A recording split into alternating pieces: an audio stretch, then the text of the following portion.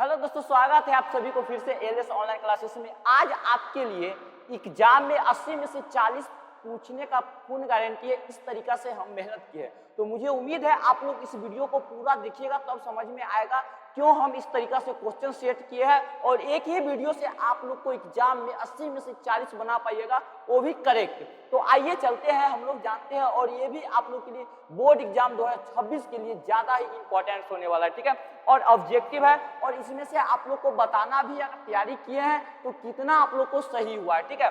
तो फिर आप लोग को सही बताइएगा तो आप लोग के लिए एक स्पेशल गिफ्ट हम आप लोग के लिए रखे हुए हैं। तो आइए सबसे पहले जानते हैं कुछ मेरी मुख्य बात है और इस मुख्य बात को ध्यान में देते हुए आप लोग कुछ नया सीखिए। तो मुझे उम्मीद है, देखिए सोशल साइंस में आप लोग को 40 प्लस लाना है तो बिल्कुल ही आएगा, इससे घबराने की कोई बात नहीं है। इसके लिए आप लोग को एलएस ऑनलाइन क्लासेस को ज्वाइन करना है और हर संडे को वीकली टेस्ट मतलब जो भी हो आप लोग को मिलते रहेगा। और मेरे दिए हुए इस नंबर पे आप लोग कांटेक्ट करके आप लोग अपना नोट्स मंगवा सकते हैं बिल्कुल ही फ्री में, कहीं से भी कोई डाउट नहीं है, ठीक है। उसके बाद आसान भाषा में शॉर्ट और तरीके से आप लोग को पढ़ाने का पूरा फुल गारंटी मेरी है, कहीं से भी आप लोग को दिक्कत नहीं होगा। पूरा ऑपरेशन आप लोग को करेंगे एकदम खल्लास, याद रखिएगा। उसके बाद हम लोग को, मेरा मुख्य उद्देश्य है आप लोग को 2026 का बोर्ड एग्जाम है उस पर फोकस है, नहीं कि कुछ भी क्वेश्चन उठाए, कुछ भी टॉपिक उठाए और बस घसेट दिए, नहीं। मेरा मुख्य उद्देश्य आप लोग को 2026 का बोर्ड एग्जाम अच्छे से क्लियर करवाना। तो मुझे उम्मीद है आप लोग इस वीडियो पे लास्ट तक बने रहेंगे और 80 में से कितना क्वेश्चन को आप लोग सही किया जरूर मुझे बताएंगे। उसके बाद हर चैप्टर के आप लोग को मोस्ट इंपॉर्टेंट क्वेश्चन मिलते रहेगा, कहीं से कोई डाउट नहीं है। और बिल्कुल ही फ्री नोट्स प्लस पीडीएफ उपलब्ध करा दिया जाएगा, बिल्कुल ही फ्री में, कहीं से कोई। और इस बिल्कुल फ्री में लेना चाहते हैं इसी नंबर पे आप लोग कांटेक्ट करके आप लोग ले सकते हैं। आपकी मेहनत रहेगा, मेरा ट्रिक रहेगा और एक नई पहचान देने जा रहे हैं हम लोग 2026 के बोर्ड एग्जाम में, ठीक है। तो आइए चलते हैं प्रश्न पे और देखते हैं मेरा प्रश्न क्या है। तो पहला प्रश्न यहाँ पर है, देखते हैं। मोरमुगाओ बंदरगाह कहाँ स्थित है? मोरमुगाओ बंदरगाह कहाँ स्थित है? पहला है कर्नाटक, दूसरा है गोवा, तीसरा है तमिलनाडु और चौथा है आंध्र प्रदेश। तो आप लोग का क्या हो जाएगा इसमें? बी बिल्कुल ही सही जवाब हो जाएगा, गोवा में। मोरमुगाओ बंदरगाह कहाँ है? तो याद रखिएगा गोवा में। मोरमुगाओ बंदरगाह कहाँ है? गोवा में। चलते हैं नेक्स्ट प्रश्न की ओर। अगला प्रश्न है, कांडला विशेष आर्थिक क्षेत्र कहाँ स्थित है? कांडला विशेष आर्थिक क्षेत्र कहाँ स्थित है? महाराष्ट्र, केरल, पश्चिम बंगाल और गुजरात। तो कांडला विशेष आर्थिक क्षेत्र कहाँ स्थित है? तो आप लोग को पता होना चाहिए कहाँ है, महाराष्ट्र में है। और यहाँ सुंदरवन कहाँ है? सुंदरवन कहाँ है? तो पश्चिम बंगाल में। याद रखिए एग्जाम में बहुत बार पूछता है सुंदरवन कहाँ है, तो आप लोग को पश्चिम बंगाल में। और कांडला विशेष आर्थिक क्षेत्र कहाँ है? महाराष्ट्र में। चलते हैं नेक्स्ट प्रश्न की ओर आप लोग के। भारत आने वाले प्रथम व्यापारी कौन थे? भारत आने वाले प्रथम व्यापारी कौन थे? पहला डच, दूसरा ब्रिटिश और तीसरा पुर्तगाली और चौथा फ्रांसीसी थे। तो आप लोग याद रखिएगा प्रथम आने वाले व्यक्ति कौन थे? पुर्तगाली थे। भारत आने वाला प्रथम व्यक्ति कौन थे? पुर्तगाली थे, ठीक है। उसी प्रकार से नेक्स्ट प्रश्न की ओर हम लोग चलते हैं, ठीक है। तो मुद्रा वह है जो मुद्रा का कार्य करती है। मुद्रा वह है जो मुद्रा का कार्य करती है, यह परिभाषा किसने दी थी? पहला है ऑप्शन मार्शल, दूसरा है रॉबर्टसन, उसके बाद है हर्टे विदर और तीसरा है, चौथा है सेलिगमैन। तो इसका क्या हो जाएगा राइट आंसर? तो आप लोग को है मुद्रा हुआ है जो मुद्रा का कार्य करती है, कौन बुलाता है? सेलिगमैन, ठीक है। उसके बाद अगला आता है आप लोग के लिए, राष्ट्रीय कृषि एवं ग्रामीण विकास बैंक की स्थापना कब हुई थी? पहला ऑप्शन है 1952, 1962, 1972 और 1982। तो इसका कौन सा आंसर हो जाएगा आप लोग के लिए? तो बिल्कुल ही सही आंसर क्या हो जाएगा? 1982। बिल्कुल सही आंसर क्या हो जाएगा मेरे प्यारे बच्चे? 1982। और एग्जाम के लिए बहुत ही सब इंपॉर्टेंट क्वेश्चन है MVVI, और आप लोग को लिए बताना है आप लोग को सही कितना किया। हर एक क्वेश्चन बहुत इंपॉर्टेंट होना है और 80 में से 40 एग्जाम में पूछेगा, मेरी पूर्ण गारंटी है, याद रखिएगा। और यहाँ पे प्रथम पृथ्वी सम्मेलन कहाँ आयोजित हुआ था? छठा नंबर क्वेश्चन है आप लोग के लिए। प्रथम पृथ्वी सम्मेलन कहाँ आयोजित हुआ था? तो पहला है रियो डी जेनेरियो में, उसके बाद जोहान्सबर्ग में, न्यूयॉर्क में और टोक्यो में। तो पहला कहाँ आयोजित हुआ था? रियो डी जेनेरियो में। उसके बाद अगला प्रश्न है आप लोग को, इटली के एकीकरण में निम्नलिखित में से किसने योगदान दिया था? पहला है जर्मनी, दूसरा है गैरीबाल्दी, तीसरा है कॉन्टकबूर और इनमें से सभी। तो इटली के एकीकरण में निम्नलिखित में किसने योगदान दिया था? इटली के एकीकरण में निम्नलिखित में से कौन सा योगदान दिया था? तो सभी ने योगदान दिया था, याद रखिएगा सभी ने। मैजनी भी दिया था, गैरीबाल्दी भी दिया था और काउंटकबूर। गैरीबाल्दी पेशों से क्या था? याद रखिएगा नाविक था। एग्जाम के लिए most important question, MVVI question. Garibaldi peso से क्या था? गैरिबाल्डी पेसो से नाविक था। गैरिबाल्डी पेसो से नाविक था। काउंट कावूर को विक्टर एमोनिया ने किस पद पर नियुक्त किया था? काउंट कावूर को विक्टर एमोनिया, याद, काउंट काबूल को विक्टर याद रखिएगा, विक्टर एमोनिया ने किस पद पर नियुक्त किया था? प्रधानमंत्री। याद है, काउंट काबूल को विक्टर एमोनिया ने किस पद पर नियुक्त किया था? प्रधानमंत्री। आपके लिए बहुत इंपॉर्टेंट क्वेश्चन है और एग्जाम में बार बार पूछे ही जाते हैं, तो आप लोग घबराए नहीं, बिल्कुल अच्छे तरीका से पढ़ते रहे, सीखते रहे, बढ़ते रहे। ठीक है, अगला आते हैं, भारतीय कम्युनिस्ट पार्टी की स्थापना कब हुई थी? भारतीय कम्युनिस्ट पार्टी की स्थापना कब हुई थी? पहला ऑप्शन 1925, 1964, 1984 और 1999। तो भारतीय कम्युनिस्ट पार्टी की स्थापना कब हुई थी? 1925 में। भारतीय कम्युनिस्ट पार्टी की स्थापना कब हुई थी? 1925 में। भारतीय कम्युनिस्ट पार्टी की स्थापना कब हुई थी? 1925 में। बहुत खूब, आगे की ओर चलते हैं। निम्न में से किस सिख गुरु का जन्म पटना में हुआ था? निम्नलिखित में से किस सिख गुरु का जन्म पटना में हुआ था? तो याद रखिएगा, गुरु गोविंद सिंह। गुरु गोविंद सिंह का जन्म कहाँ हुआ था? पटना में हुआ था। कैवें नंबर पर थे? तो 10वें नंबर पे थे। किसने नंबर पे? 10वें नंबर पर। तो ये आप लोग का डी बिल्कुल ही सही हो जाएगा। ठीक है, निम्न में से किस सिख गुरु का जन्म पटना में हुआ था? तो गुरु गोविंद सिंह का हुआ था, और वह कहाँ हुआ था? पटना में हुआ था। और कैवें नंबर पर थे? तो 10वें नंबर पर थे। चलते हैं नेक्स्ट प्रश्न की ओर आप लोग के लिए। फ्लाइंग शटल का आविष्कार किसने किया था? फ्लाइंग शटल का आविष्कार किसने किया था? पहला है James Watt, Humphry Davy, John Kay, Thomas Well. ठीक है, तो आप लोग बताइए इसका आंसर क्या हो जाएगा? तो पहले इसमें से फ्लाइंग शटल का आविष्कार किसने किया था? तो जेम्स वॉट, हम्फ्री डेवी और जॉन के और थॉमस पेन। तो इसमें से कौन किया था? Thomas pen. आप लोग के लिए बिल्कुल ही क्या हो जाएगा? थॉमस पेन जो है इसमें से बिल्कुल ही सही जवाब कौन हो जाएगा? जॉन के। क्या हो जाएगा? जॉन के। आप लोग को याद रखना पड़ेगा। चलते हैं 11 नंबर प्रश्न। गार्डन सिटी की अवधारणा किसने विकसित की थी? गार्डन सिटी की अवधारणा कौन ने विकसित किया था? पहला ऑप्शन है एवेजेनर हावर्ड विलियम, उसके बाद है नेपोलियन तृतीय और हॉर्समन। कौन है? हॉर्समन। तो आप लोग बिल्कुल ही घबराए नहीं, इसका आंसर ये हो जाएगा। क्या हो जाएगा? एग्जाम के लिए सब के सब इंपॉर्टेंट और सब के सब मोस्ट इंपॉर्टेंट क्वेश्चन है। तो मुझे उम्मीद है इस वीडियो के लास्ट तक जरूर बने रहेंगे और कितना सही किया मुझे जरूर बताएंगे। ठीक है, वीडियो को छोड़ के नहीं जाना है आप लोग को। गुटेनबर्ग का जन्म किस देश में हुआ था? पहला, गुटेनबर्ग का जो जन्म हुआ था, पहले आप समझा कर, गुटेनबर्ग का जो जन्म हुआ था कब, कहाँ हुआ था? अमेरिका में, जापान में, जर्मनी में और इंग्लैंड में। तो गुटेनबर्ग का जो जन्म हुआ था कहाँ हुआ था? गुटेनबर्ग का जो जन्म हुआ था जापान में हुआ था। Option B is right answer. Option B is right answer. Exam में पूछने वाले हैं, तो आप लोग जितना भी प्रश्न है आप लोग देखते रहे, 80 में से 40 को जरूर यहाँ से आप लोग से बनेगा, याद रखें। भारतीय राष्ट्रीय कांग्रेस के पहले अध्यक्ष कौन थे? भारतीय राष्ट्रीय कांग्रेस के पहले अध्यक्ष कौन थे? पहले एओ ह्यूम, डब्ल्यू.सी. बनर्जी, बरुद्दीन तैयबजी और उसके बाद एनी बेसेंट। तो भारतीय राष्ट्रीय कांग्रेस के जो पहले अध्यक्ष थे वो थे डब्ल्यू.सी. बनर्जी। कौन थे? डब्ल्यू.सी. बनर्जी थे। और ये जो थे, इसका भारतीय कांग्रेस पार्टी की स्थापना कब हुई? 1885 में। और याद रखिएगा, और 1980 में क्या हुआ था? 1980 में बीजेपी की स्थापना हुआ था। किसका हुआ था? बीजेपी के। और इसका जो हुआ था 1885 में क्या हुआ था? मतलब भारतीय राष्ट्रीय कांग्रेस की स्थापना हुआ था। इसका पहले अध्यक्ष कौन थे? डब्ल्यू.सी. बनर्जी थे। डब्ल्यू.सी. बनर्जी थे। अब चलते हैं आगे की प्रश्न की ओर। आप लोग को देखिए कितना इंपॉर्टेंट क्वेश्चन है। ठीक है, दास कैपिटल की रचना किसने की थी? तो दास कैपिटल की रचना जो करने वाले व्यक्ति थे, एंजेल्स थे, क्या दोस्तोवस्की थे, टॉलस्टॉय थे और कार्ल मार्क्स थे। ठीक है, तो इस कौन थे? तो ये कार्ल मार्क्स बिल्कुल ही सही आंसर है। दास कैपिटल की रचना किसने की थी? कार्ल मार्क्स किए थे। दास कैपिटल की रचना कौन किया था? कार्ल मार्क्स किया था। दास कैपिटल की रचना कौन किया था? कार्ल मार्क्स किया था। अगला आते हैं, रक्त एवं लौह की नीति का अवलंबन किसने किया था? तो रक्त एवं लौह की नीति का जो अवलंबन किया था, कौन किया था? रक्त एवं लौह की नीति का अवलंबन कौन किया था? Mazzini, Hitler, Bismarck, William. तो लौह एवं रक्त की नीति का अवलंबन किसने किया था? बिस्मार्क किया था। लौह एवं रक्त की नीति का अवलंबन कौन किया था? बिस्मार्क किया था। कौन किया था? बिस्मार्क किया था। अगला प्रश्न पे चलते हैं दोस्तों।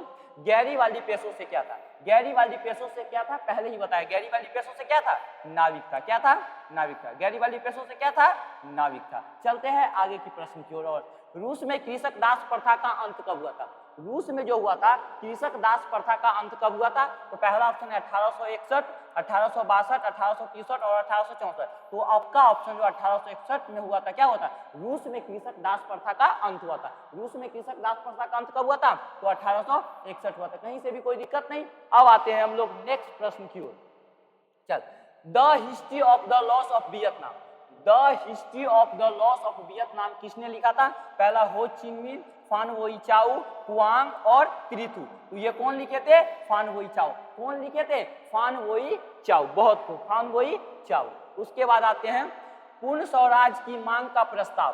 पूर्ण स्वराज की मांग का प्रस्ताव कांग्रेस के किस वार्षिक अधिवेशन में पारित हुआ था? तो इसमें 1929 लाहौर, 1921 कराची, 1933 कोलकाता, 1937 बेलगांव। तो उसके बाद आप लोग का क्या हो जाएगा? ऑप्शन ए इज बिल्कुल राइट। क्या हो जाएगा? सही हो जाएगा। 1929 में जो हुआ था पूर्ण स्वराज की प्रस्ताव का मांग कांग्रेस के किया गया था। ठीक है, तो आप लोग कहाँ हुआ था? 1929 में हुआ था। नेक्स्ट प्रश्न आप लोग के लिए है IUTUC का प्रथम अध्यक्ष किसे बनाया गया था? पहला है मोतीलाल नेहरू, लाला लाजपत राय, महात्मा गांधी और चित्तरंजन दास। कौन है? चित्तरंजन दास। तो आप लोग बिल्कुल याद रखें कौन थे? लाला लाजपत राय थे। ठीक है, लाला लाजपत राय थे। ठीक है, बिल्कुल आते। काली मृदा का दूसरा नाम क्या है? और एग्जाम के लिए बहुत इंपॉर्टेंट क्वेश्चन है, MVVI। ठीक है, बहुत ही 2026 में कह दो पूछेगा, क्योंकि इस वीडियो को मुझे उम्मीद है आप लोग छोड़ के नहीं जाओगे और यहाँ से अपने भविष्य को जरूर तय करेंगे और 2026 के बोर्ड एग्जाम में आप लोग को प्रश्न आएगा ही आएगा और मुझे उम्मीद है जरूर इस वीडियो को लास्ट तक जरूर देखेंगे। तो देखते हैं उसके बाद क्या होगा? बलुई, रैगुर, साल, प्रवृत्ति। तो काली मृदा का दूसरा नाम क्या है? काली मृदा का दूसरा नाम क्या है? रैगुर है। क्या है? रैगुर है। काली मृदा का दूसरा नाम क्या है? रैगुर है। अगला चलते हैं प्रश्न, भारत के किस राज्य में वन का विस्तार सबसे अधिक है? भारत में किस राज्य का वन का विस्तार सबसे अधिक है? पहला है केरल, दूसरा है कर्नाटक, तीसरा है मध्य प्रदेश और चौथा है उत्तर प्रदेश। तो वन का विस्तार जो सबसे अधिक है कहाँ है? केरल में। वन का विस्तार सबसे अधिक कहाँ है? केरल में। अगला प्रश्न, किस राज्य में खनिज तेल का विशाल भंडार? किस राज्य में खनिज तेल का विशाल भंडार है? किस तरह में? तो पहला है असम, दूसरा है क्या है? राजस्थान, तीसरा है बिहार और चौथा है तमिलनाडु। तो बिल्कुल ही ए ऑप्शन बिल्कुल ही सही क्या हो जाएगा? आप लोग को सही हो जाएगा। किस राज्य में खनिज तेल का विशाल भंडार है? तो कहाँ है? असम में है, यानी असम। चलते हैं, इनमें कौन उपभोक्ता उद्योग है? तो देखिए पेट्रोल रसायन तो हम लोग लेते नहीं है, क्या करते हैं? ये लो एस तो हम लोग लेंगे नहीं, चितरंजन लोकोमोटिव तो होगा नहीं, तो ये क्या हो जाएगा? आप लोग को चीनी उद्योग। क्या हो जाएगा? चीनी उद्योग। तो ऑप्शन क्या हो जाएगा? हम लोग को चीनी उद्योग होगा, क्योंकि उपभोक्ता उद्योग, क्योंकि हम लोग जो यूज करेंगे वही ना, तो ये क्या हो जाएगा? चीनी हो जाएगा, उपभोक्ता उद्योग। अगले आते हैं हम लोग नागपुर सड़क योजना के अंतर्गत। नागपुर सड़क योजना के अंतर्गत सड़कों के कितने भागों में बांटा है? नागपुर सड़क योजना के अंतर्गत सड़क के कितने भागों में बांटा गया है? तो पहला ऑप्शन है 4, 6, उसके बाद हो 2 और उसके बाद 5। तो ये ऑप्शन ए बिल्कुल ही सही हो जाएगा। क्या हो जाएगा? ऑप्शन ए बिल्कुल ही सही हो जाएगा। चलते हैं नेक्स्ट प्रश्न की ओर। और कुशेश्वर स्थान किस जिले में स्थित है? कुशेश्वर स्थान जो है किस जिले में स्थित है? तो यह वैशाली जिला हो गया, दरभंगा में हो गया, बेगूसराय में हो गया और भागलपुर में हो गया। तो कुशेश्वर स्थान कहाँ स्थित है? दरभंगा में। ठीक है, कुशेश्वर स्थान कहाँ है? दरभंगा में। अगला प्रश्न आप लोग के लिए, संजय गांधी जैविक उद्यान किस नगर में है? पहला, उसके बाद पहला ऑप्शन है राजगीर, दूसरा है बोध गया, तीसरा है आप लोग को बिहार शरीफ और उसके बाद पटना। तो संजय गांधी जैविक उद्यान या चिड़ियाघर जो पटना में है उसका नाम क्या है? तो संजय गांधी जैविक उद्यान, वो कहाँ है? तो वो पटना में। तो ऑप्शन डी क्या हो जाएगा? सही, बिल्कुल ही सही। और एग्जाम में हम बार बार कहते हैं, एग्जाम के लिए आप लोग क्यों तड़प रहे हैं? एग्जाम बहुत अच्छा से होगा क्योंकि हम आपके साथ हैं। एलएस ऑनलाइन क्लासेस से जितना भी टीम है और मैं खुद आपके साथ हूं और एग्जाम बहुत ही मस्त, जबरदस्त और एकदम अच्छे से होने वाला है। उसके बाद 2001 में बिहार की कुल जनसंख्या थी। 2001 में बिहार की कुल जनसंख्या कितनी थी? एक में 8 करोड़ से कम, उसके बाद 9 करोड़ से अधिक, उसके बाद 8 करोड़ से अधिक और उनमें से कोई भी नहीं। तो क्या हो जाएगा? इसका सही आंसर आप लोग पे जो थी 8 करोड़ से अधिक। क्या हो जाएगा? 8 करोड़ से अधिक। उसके बाद आप लोग के लिए आगे चलते हैं, उच्चावच प्रदर्शन के लिए हैस्योर विधि का विकास किसने किया था? उच्चावच प्रदर्शन के लिए हैस्योर विधि का विकास किसने किया था? गुटेनबर्ग, लेहमान, गीगर और रीटर। कौन किया था उच्चावच के लिए? तो आप लोग याद रखिएगा, लेहमान किया था। कौन किया था? आप लोग को बिल्कुल ही पता होना चाहिए कौन किया था? लेहमान किया था। कौन किया था? लेहमान किया था। उसके बाद निम्नलिखित में कौन सा चूना पत्थर को कच्चे माल के रूप में तैयार किया जाता है? तो कौन सा? उसके बाद एल्युमिनियम हो गया, चीनी हो गया, सीमेंट हो गया और पटसन हो गया। तो क्या हो जाएगा आप लोग के लिए, तो ये हो जाएगा सीमेंट हो जाएगा। क्या हो जाएगा? सीमेंट हो जाएगा। ठीक है, उसके लिए आते हैं, भारत में औरतों के लिए आरक्षण की व्यवस्था किस स्थान में है? पहला है लोकसभा में, विधानसभा में, मंत्रिमंडल में और पंचायती राज व्यवस्था में। क्या है? पंचायती राज व्यवस्था में। तो ये क्या है? पंचायती राज व्यवस्था में। अगला प्रश्न आप लोग के लिए बहुत ही अच्छे प्रश्न है, लोकसभा में निर्वाचन हेतु कुल सीटों की संख्या कितना? लोकसभा में हेतु निर्वाचन हेतु कुल सीटों की संख्या कितना है? तो आप लोग को पता होना चाहिए और बहुत अच्छे से पता होना चाहिए। कितना हो जाएगा? 543 है। कितना है? 543। अगला प्रश्न की ओर हम लोग चलते हैं, निम्नलिखित में कौन भारतीय किसान यूनियन के नेता थे? निम्नलिखित में कौन भारतीय किसान के नेता थे? तो कौन थे? महेंद्र सिंह टिकैत। कौन थे? महेंद्र सिंह टिकैत। एक ही ऑप्शन बताते हैं। ठीक है, उसके बाद आप लोग के कौन थे? निम्नलिखित में कौन भारतीय किसान यूनियन के नेता थे? कौन थे नेता थे? महेंद्र सिंह टिकैत। उसके बाद आगे, राजनीतिक दलों की नींव सर्वप्रथम किस देश में पड़ी थी? तो ब्रिटेन में पड़ी थी। कहाँ पड़ी थी? ब्रिटेन। राजनीतिक दलों की नींव सर्वप्रथम कहाँ पड़ी थी? तो वह ब्रिटेन में पड़ी थी। ठीक है, राजनीतिक दलों की नींव सर्वप्रथम कहाँ पड़ी थी? तो ब्रिटेन में पड़ी थी। उसके बाद है किसके फसलों में व्यक्तिगत पूर्वाग्रहण की अधिकता रहती है? किसके फसलों में व्यक्तिगत पूर्वा की व्यवस्था रहती है? तो ये क्या हो जाएगा? गैर लोकतांत्रिक। किसके रहती है? गैर लोकतांत्रिक। अगला प्रश्न है आप लोग के लिए 36 नंबर में, भारत में सर्वोच्च न्यायालय के मुख्य न्यायाधीश की नियुक्ति कौन? भारत में जो सर्वोच्च न्यायालय होते हैं उसको नियुक्ति कौन करते हैं? तो याद रखिए, कौन करते हैं? राष्ट्रपति करते हैं। कौन करते हैं? राष्ट्रपति करते हैं। अगला चलते हैं, निम्नलिखित में किसे विशेष राज्य का दर्जा प्राप्त है? निम्नलिखित में किसे विशेष राज्य का दर्जा प्राप्त है? तो यह है जम्मू कश्मीर का, जो कि ये सेंट्रल गवर्नमेंट खूब रखी हुई। कौन? सेंट्रल गवर्नमेंट का, भारत सरकार इसको खूब अपने अंडर में रखी हुई है। और उसके सूचना के अधिकार आंदोलन की शुरुआत कहाँ हुई? सूचना के अधिकार आंदोलन की शुरुआत कहाँ हुई थी? तो कहाँ हुई थी? राजस्थान में हुई थी। कहाँ हुई थी? सूचना के अधिकार आंदोलन की शुरुआत कहाँ हुई थी?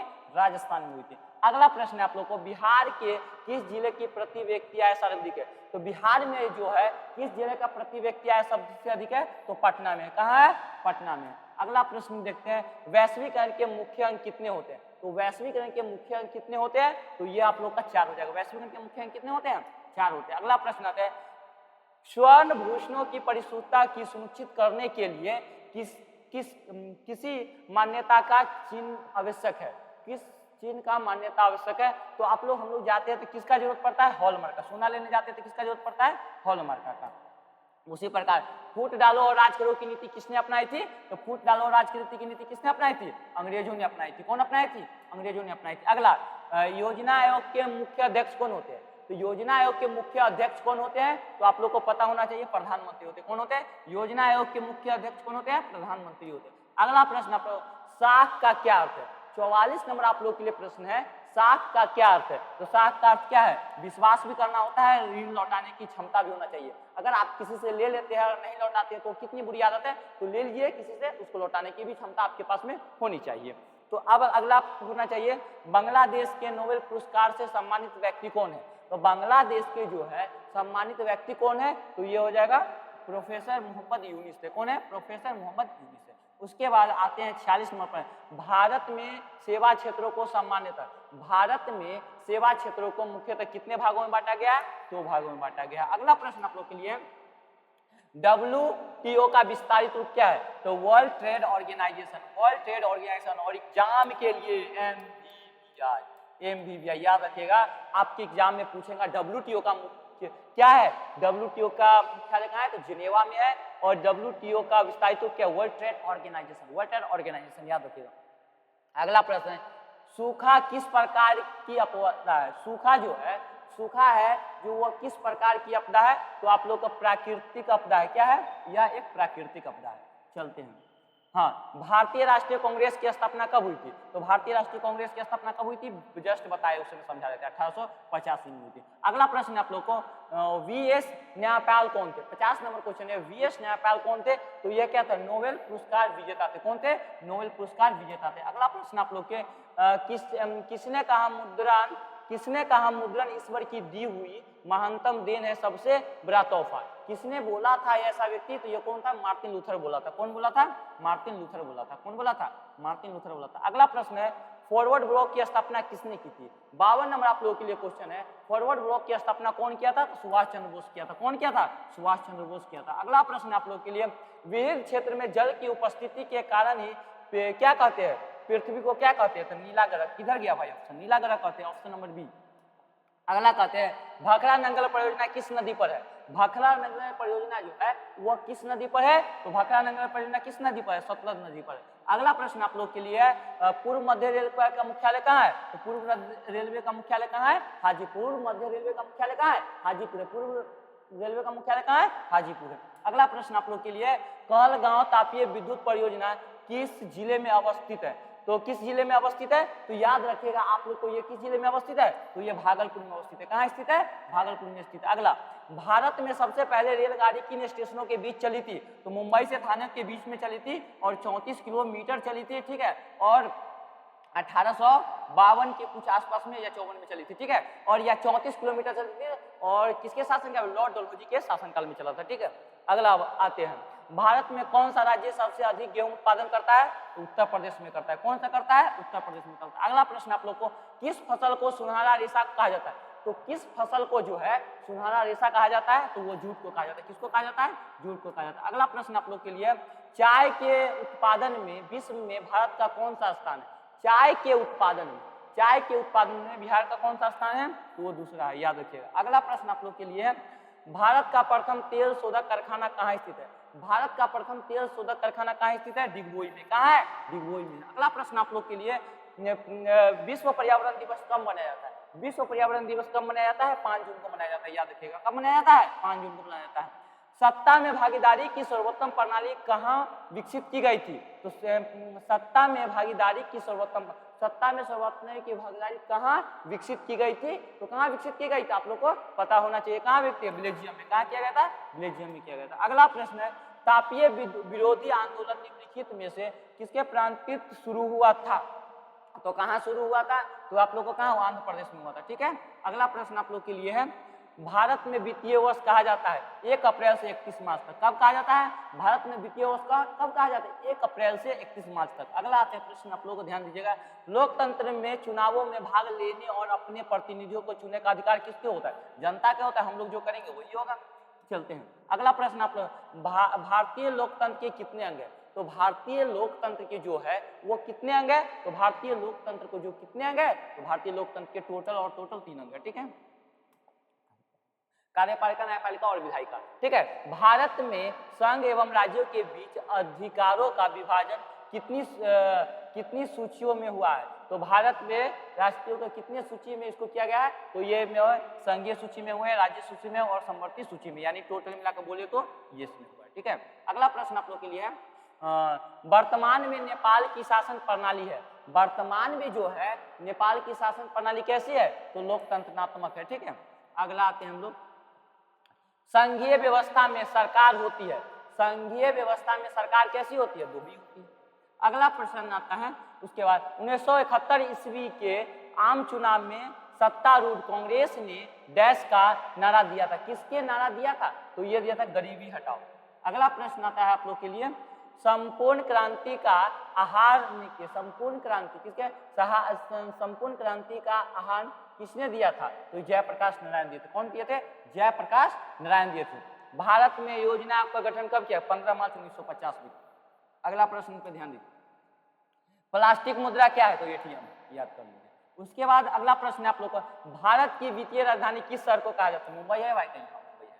उसके बाद ध्यान दीजिएगा, उपभोक्ता अधिकार दिवस कब मनाया जाता है? 15 मार्च है, कहीं पे बिल्कुल होगा कहीं पे। उसके बाद अगला प्रश्न आप लोग के, भारत में सहकारिता आंदोलन कब प्रारंभ हुआ था? तो भारत में जो हुआ था, कुछ अच्छे क्वेश्चन इसको हमको समझा देना, तो वो कब हुआ था? भारत में जो सहकारिता आंदोलन जो हुआ था वो कब हुआ था? 1920 में हुआ था। अगला प्रश्न आप लोग के लिए ध्यान दीजिएगा, इनमें से किसे पिछड़ा राज्य कहा जाता है? तो कौन? बिहार है कहीं पे? ये बिहार है, याद है। उसके बाद अगला प्रश्न आप लोग के लिए है, भारत में किस राज्य के प्रति व्यक्ति आय सबसे अधिक है? तो राज्य है ना, तो गोवा हो जाएगा। और सबसे कम कौन है? तो बिहार है। उसके बाद आते हैं, भूपट्टी के नीचे का वह स्थल जहां भूकंप जन्म होता है वो कौन होता है? तो आप लोग के लिए इनमें से कोई नहीं, ये आप लोग के लिए ये 80 प्रश्न थे और 80 में से हो सकता है 40 प्रश्न। ये वीडियो कैसा लगा मुझे जरूर बताइएगा और इस वीडियो के बाद आप लोग के लिए एक और लाइव क्लास स्टार्ट होगा, बहुत ही अच्छा आप लोग रेगुलर करते रहे। तब तक के लिए मिलते हैं दूसरे वीडियो। जय हिंद, जय भारत।